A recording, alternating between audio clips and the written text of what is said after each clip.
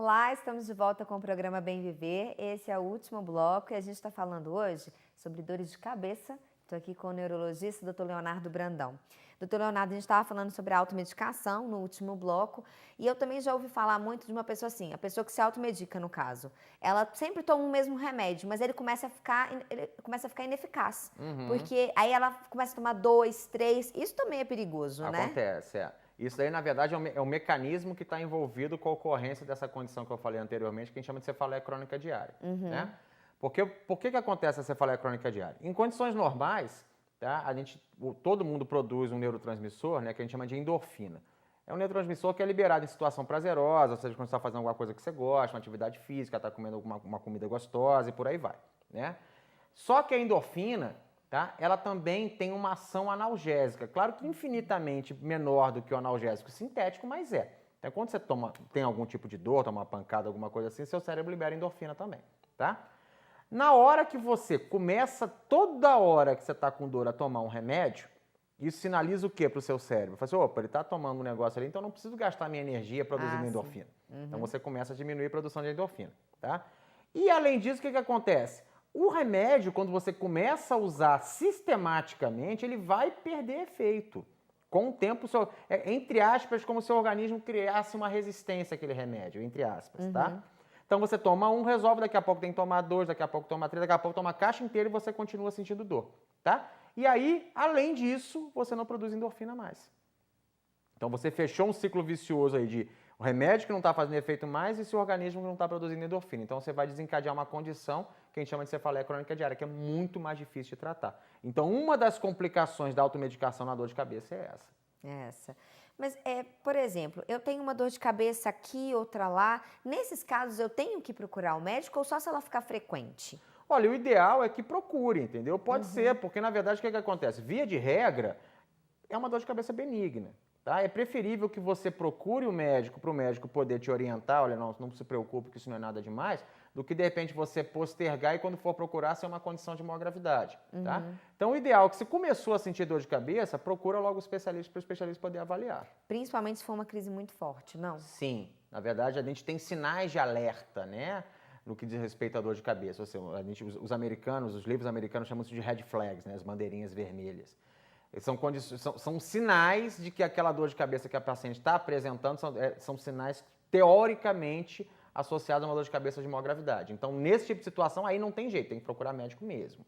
Tá? E, por exemplo, a gente falou de várias causas no último bloco. E se eu não detectar nenhuma causa para minha dor de cabeça? Nossa, ela começou assim do nada. Dormi bem, comi, estou hidratado. Isso também pode ser preocupante? Pode, você tem que procurar. Esses sinais de alerta que eu falei, por exemplo, dor de cabeça que começa em paciente mais de 50 anos de idade, pode ser sinal de alerta. Dor de cabeça em paciente que tem histórico de AIDS ou que tem histórico de câncer, pode ser um sinal de alerta. Dor de cabeça que desperta o paciente durante a noite. Tá? Então o paciente está dormindo, ele acorda com a dor de cabeça. Uma dor de cabeça súbita de forte intensidade, como a pessoa nunca teve antes na vida dela, ela chega para você e fala assim, doutor, é a pior dor de cabeça que eu tive na minha vida. Dor de cabeça que muda padrão, então a pessoa tinha uma enxaqueca, ela agora passou a ter uma tensional, pode não ser nada demais. Por exemplo, antes latejava e agora começou a apertar. Pode não ser nada demais, mas mudou padrão. Tá?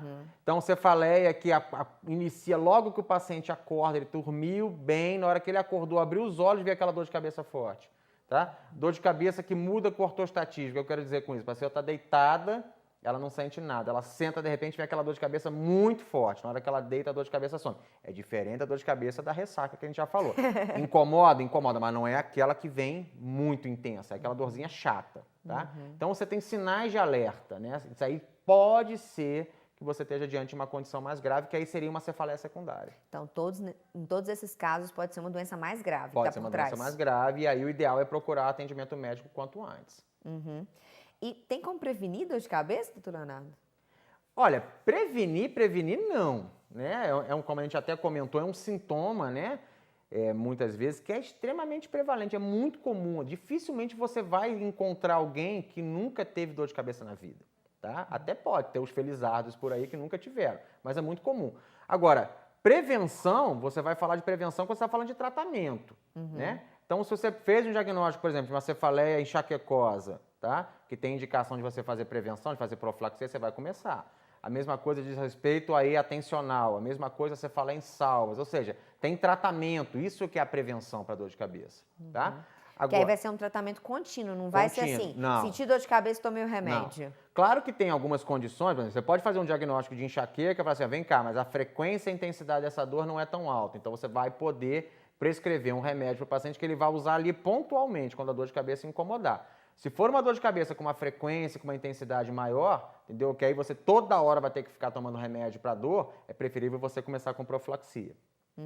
Existe algum tipo de terapia sem ser medicamentosa? Sim. No caso, principalmente na assim, tensional. Na tensional a gente sabe que a acupuntura ajuda muito, atividade física que a gente já falou, massagem, relaxamento, essas coisas todas ajudam, principalmente na tensional.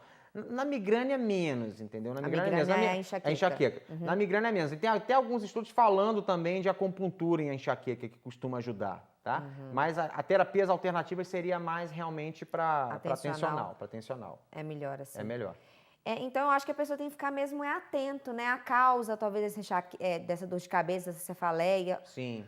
Porque, por exemplo, às vezes a gente consegue descobrir. Eu não comi direito, então deve ser por isso que eu tô com dor de cabeça. A gente pode também tá averiguando essa causa, não é? Pode. Um pouco, na verdade, tem uma lenda, né? Que essa dor de cabeça que você tem é por causa do fígado. O fígado não tem nada a ver com dor de cabeça. Entendeu? É porque isso está correlacionado principalmente com a enxaqueca. Porque na enxaqueca a pessoa vomita muito, via de regra. Então o pessoal correlaciona, na hora que você começou a vomitar porque você comeu alguma coisa que não fez bem pro seu fígado e você tem dor de cabeça. Não tem nada a ver uma coisa com a outra, tá? Então, realmente, o ideal é que você observe como aquela dor de cabeça está se comportando, tá?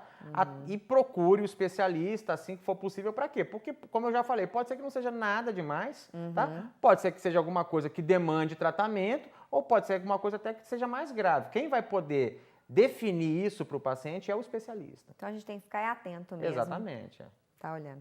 Doutor Leonardo, queria agradecer muito a sua participação aqui no nosso programa. Como sempre, foi muito boa. Tá, joia. Eu que agradeço o convite. E a gente fica por aqui, mas semana que vem tem mais Bem Viver. Até lá!